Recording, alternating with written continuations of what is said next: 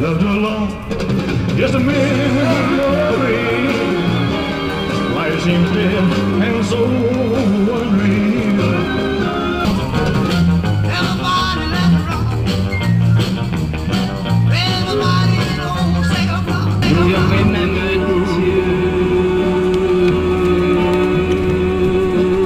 This particular program is called Game Face. It's by the choreographer Monica Bill Barnes, part of our annual Sightlines site-specific dance series, which takes place all summer downtown.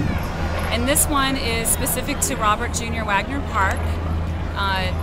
Monica is incorporating the tourists and all the people who come to the park on a regular basis and creates a performance where the dancers themselves appear as if they are tourists. And they're performing in such a way that it's almost an absurd, theatrical, kind of hilarious, funny performance that people just suddenly find themselves in the middle of as they're sightseeing and walking through the park or eating lunch in the cafe.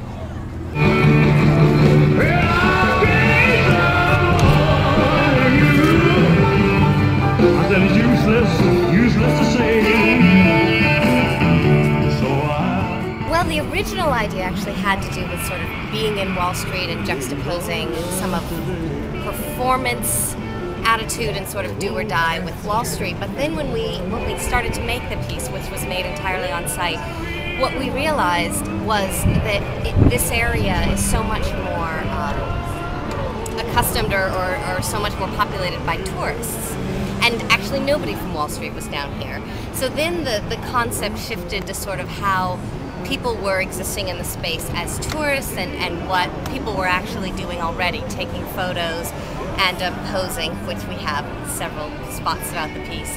And then different ways that we could sort of blend in to the tourist culture and juxtapose it, and using sort of different levels, what things could only be done outside, like flying kites. We sort of felt like this open green area lent itself to some running around kite flying. So it was trying to sort of make sense of what already existed and then find a way to fit the dancers into that world, but to sort of take a twist on what we already observed happening.